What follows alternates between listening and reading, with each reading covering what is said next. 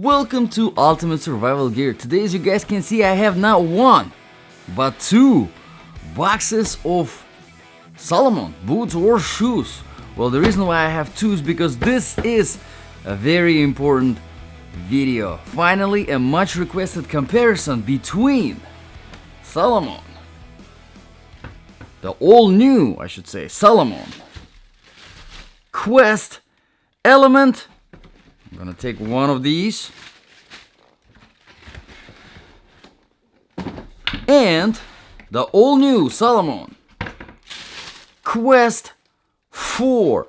A very much requested comparison video. Now I'm gonna take out both of the same legs and we're gonna get into the review. Now, these are all new models of full-size boots from Salomon. I reviewed them individually, but I got so many questions on my channel whether you should go with 4 or the Element.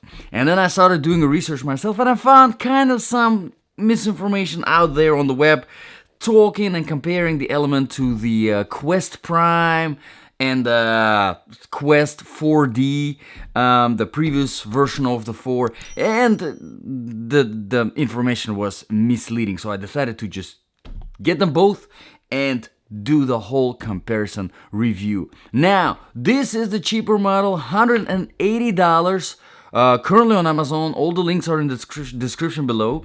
And this is more expensive, $220. These two things we're gonna keep in mind throughout the whole review while we are doing it. All right, let's get into the comparison review. As some of you already know, this is not just any kind of regular boot review. This review is specifically for my Ultimate Survival boots section. Yes, so if these were not just your regular hiking boots, but something bad happened and you had these in the house, or maybe you were hiking and something bad happened and you had to survive, you had to continue walking, maybe run somewhere along the way, fight somewhere along the way, wear these without taking them off for weeks, would they be good for your survival?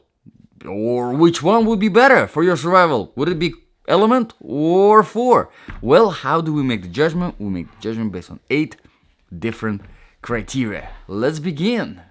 Criteria number 1, comfort level. And some of you already know, if you have been subscribed to this channel, you already know that whenever I do my comfort level testing, I do a run and a walk. I do a 3-mile run non-stop, all the boots that I review, all the shoes that I review on this channel, and then a 5-mile walk right after, no pauses in between, and then I continue wearing the boots or the shoes, whatever I'm reviewing, for the rest of the day, so that the total wear time is about 8 hours.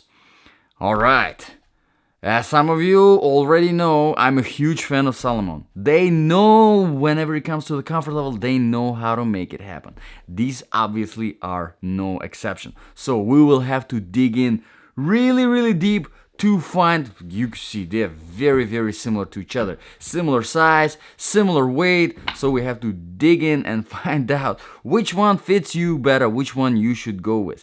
The very first factor, of course, that contributes to the comfort level is the weight. Let's find out which one of these is lighter and which one is heavier. So, both of these are size 10, and let's start with the Element. And the size 10 Element, 15.3. Wow, this thing keeps climbing. 15.4. All right. 15. Wow, this thing keeps climbing. What is wrong with this thing? I've never done this before. Let's see. Aha, there we go. 20.8. Now that sounds right to me. 20.8 Element. And let's see, Quest as good old knocking always solves the problem. Quest 4, size 10, 22.4. Alright, so we got a little bit heavier boot over here in Quest 4. Honestly, this 2 ounces really does not make that much of the difference. Usually, to kind of give you briefly the reference numbers, usually I tell everyone in my reviews, if you want a lightweight boot, you want something under 20 ounce. The more under 20 ounce, the lighter it feels. Obviously, with these massive outsoles, with the full size, with Gore-Tex waterproofing, with all of this hardware that's on it, all of the protection, this will be on the heavier side. 20, 22, not that much of a difference, not that much over the 20, not really that, it's not gonna make that much of a impact on your walking, or even if you need to run, but still something for you to keep in mind. All right, the next thing is the flexibility of the outsole, and in the Element, it is actually very, very flexible, surprisingly flexible. Considering how massive the outsole is on these boots, you would think this would be super stiff, but this is actually surprisingly flexible. But at the same time, there's enough of stiffness to use these as your backpacking mountaineering boots, because whenever it comes to mountaineering boots, you want a little bit of stiffness. You don't want it to be too floppy, and I think this is a perfect balance. And whenever it comes to the 4D, we have a little bit more of the stiffness. So if you are looking for something that you are gonna be using more in a mountain range compared to a regular hiking, more balanced hiking, this is your choice, because this is definitely stiffer than on the Element. So depending on your needs, like I said, if you're mountaineering more than regular hiking, 4. If you are just overall balanced hiking, Element. Now, speaking of comfort, whenever it comes to running and walking for longer periods of time, I personally prefer softer outsole, more flexible outsole, especially whenever it comes to running. If you do need to run, we're talking about survival situations here, so obviously you would think of running in your survival situation. This would be definitely my choice for a survival, right? So again, it comes down to your needs and what you're going to be using the boots for. But let's move on into the inner sole now and see what's going on inside of there and if there are any difference. Now, both of these utilize my favorite Ortholite insole. Yes, and it's very, very good. I personally really like it. As you can see, they're exactly the same, absolutely no difference. I mean, I can switch them and it's not gonna make absolutely any difference.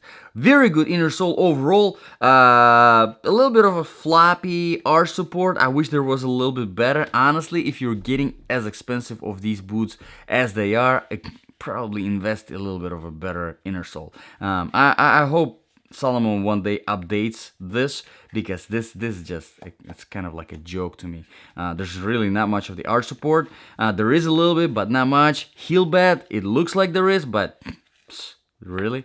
So yeah, this is, I mean, most of the times, even in the comments on my Salomon videos, I have all the time people say, hey, great boots, but do yourself a favor, get new insoles. Anyway, once you remove the insoles, it goes straight into the harder part of the midsole. No additional layers on any of these, although because obviously the outsole is much stiffer on the 4, this feels a little bit softer, so there's still more impact protection in the Element. All right, keep that in mind. Now let's move on to the padding. Padding wise, you do see a little bit of the difference whenever it comes to padding in the tongue. The padding in 4 just feels a little bit more cushiony compared to the Element. This feels a little bit softer, a little bit more relaxed. In the shaft, it feels exactly the same, honestly, except for this heel part right here. I absolutely love this part. It's a little bit stretchy in the back, as you can see, and it's so soft. So on your heel, it's gonna feel really good, much softer than this. This you will get a little bit of rubbing, not a big deal, but this is right here much better in my opinion. Now going inside of the boot, in the Element, You don't really have a lot of padding going throughout the whole thing, and especially in the toe box, there's no padding. Keep that in mind. Now, in the Quest 4, you do have kind of soft feel to the touch throughout the whole boot, but again, nothing in the toe box. So both of these boots, it's very, very important for you to get them in the right size. And honestly, I would recommend using a little bit of a thicker socks so that you have a little bit more of the kind of cushioning here in the front, because really there's just not much of it. So overall, comfort wise, I would definitely go with Element. To me, they are more comfortable, but again, if your purpose is more towards the mountaineering, your best bet would be Quest 4. Alright, so now we're done with the criteria number 1. Let's move on to the criteria number 2. Another very important one: proofing and protection. Both of these boots are GTX waterproof, Gore-Tex. Now, Gore-Tex waterproofing is a very, very good technology. It's high-end waterproofing technology. It's really hard to go wrong with it. Everything with Gore-Tex that I've tried has been fantastic in my experience. It's lightweight, it's breathable, it's great, all right? But one thing I wanted to point out here is the gusseting of the tongue, and I want to measure just to see the clearance of how much of the waterproofing clearance you have before you get some water in there. And we got just a little bit under 6 inches on the Element, which is really, really good because it's just about 6 inches of the lowest part of the shaft, which is very good. And on the Quest 4, we have just under 6 inches, and the same thing on the shaft as well. So 6 inches, a little bit below it. Excellent, perfect. I would say for a full-size boot is great. You can't go wrong with 6 inches of clearance for waterproofing. So no complaints there at all. Speaking of the protection now, on both of the boots you do have a rubber cap going. It's 100% identical, just different colors over here. Now, it's a harder rubber. It will give you some protection on the rocky road. If you're mountaineering in these, if you're going through the rocky road in these, you do have a little bit of protection. Not as much as like, for example, a composite toe or anything like that, where something heavy falls on your toe and it hurts. This obviously gonna, it's not gonna give you that much of the protection, but still definitely better than nothing for sure. I really like this, but between the both there is really no difference. Going throughout the rest of the boot, you do have a few design variations here.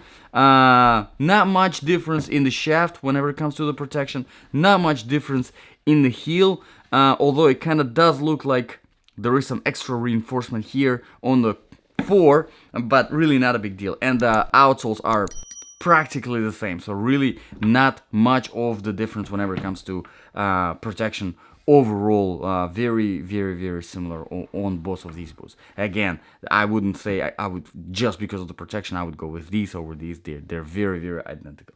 Let's move on to the criteria number 3 now: quality and the design features. Now, quality wise, Salomon have been around for a while now, and really, I mean, I love Salomon. The absolutely best boots that I think, in my personal opinion, that I would, if anything ever bad happened, that I would use personally as survival boots, are from Salomon. All right, so I definitely trust the brand, and I've been wearing the brand for what, 3 years now? Yeah, 3 years. Wow, more than 3 years actually. 3 years and like 2 months, and I love them. That they're just fantastic whenever it comes to the comfort, whenever it comes to the protection. Overall, great brand. And if you do the research, if you check out the links, Amazon links in the description below, check out the reviews. People do like the boots, and these are newer on the market, so it's not going to be that many of the reviews on them, but still, you will find almost 5 stars on both of these.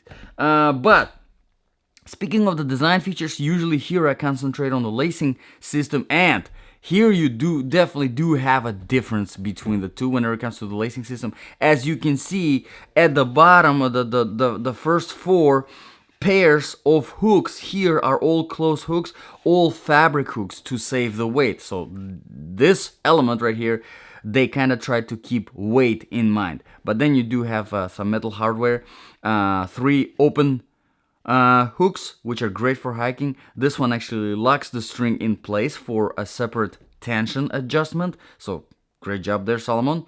And here in the 4, you got same thing over here. You got the locking one in the middle and then 2 open ones. But the difference here, kind of, you start seeing the difference whenever it comes to the 2 boots. Probably one of the main differences. You have a little bit of a different pattern. Personally, I would trust this lacing system much more. Maybe it adds 2 extra ounce. No, not a big deal. But this is, to me, much more reliable than this. Yeah, this might be lightweight. Yeah, this might be easier to tighten. Although, not really. They're both pretty easy to tighten, to be honest. But this, to me, is more reliable because, first of all, you do have some decent hardware, plus much more kind of wraparound feeling in this one because you have this fabric kind of going all the way down compared to this just sewn into the main part of the boot. And I do like it. And here Salomon, they implemented this new active support technology, which basically kind of creates that tightening wraparound, and I really like it. It really helps. I know some people prefer loose kind of fitment, loose type of boots, but I would definitely go any day with Salomon's wraparound feel, because it holds your foot in place, and on long distance hikes you can't go wrong with that extra support that you're getting from your shoe wear. All right, let's move on to the criteria number 4, outsole traction and stability. And there's really not much to talk about here whenever it comes to the differences, because they're exactly freaking the same. Only this one is a little bit stiffer compared to this one, but as you can see, design pattern is absolutely exactly the same. Now, I do like the outsoles on both. In order to test the outsoles, I always whenever I do my run and my walk, I test them on a variety of different surfaces, starting with older asphalt, then going to the newer tarmac, then dry sand, wet sand, dry grass, wet grass, rocky road, trail surface, concrete, marble tile, rubber, and also the climbing wall, although it's pretty hard climbing these because they're so bulky. But excellent outsole overall. Great balance between aggression and flatness, and at the same time, I mean, they handle great on literally everything. Anything you throw at them, they handle great. Now, they are not really winter boots, and for that one, I guess we can move on to the next criterion, which is criteria number 5, temperature. They are not winter boots, so there's really no point to talk about ice and snow, but they would be great on the snow. On the ice, they would be okay, but there isn't really much that is good on the ice out of the box unless it's specifically ice boots with some metal spikes. You can put the spikes on this and you will be just fine. Not the spikes, but one of them cramps, the metal ones that attach to the bottom specifically for ice, and you would be fine. They're not insulated, but at the same time, you can implement some insulated socks, and because they are waterproof, you can probably get away with some more or less cold temperatures with these boots, I think, without any problems. But with hot temperatures, they are actually very nice and breathable thanks to the Gore-Tex waterproof technology. No difference between the two. I wouldn't say this one is better, this one is no. They feel practically exactly the same. Let's move on to the criteria number 6, sizing. Both of these are true to the size, no problems there. Like I said, make sure to get them half a size bigger than your normal shoe size, because you do want that a little bit of extra space in the toe box, because if you don't, like I said, there is no padding from the inside. You're gonna get fatigued very quickly. You don't want your toe to be touching the inside of this toe box because it feels hard from the inside. Let's move on to the criterion 7 now. Balance of application. So, if you needed an ultimate survival boot, which one would you go with? Personally, I would go with Element. Yes, it's just a tiny little bit lighter. Not a big deal, honestly. Yes, the the lacing system, I think this is better than this one. Although to me, honestly, I think this is a little bit easier to lace compared to this one. But my main thing is with the comfort and the flexibility of the outsole. Is just, I think, for tactical situations it would be better. If you want to be faster, if you need to run, if you need to bend, I think this is better in my opinion.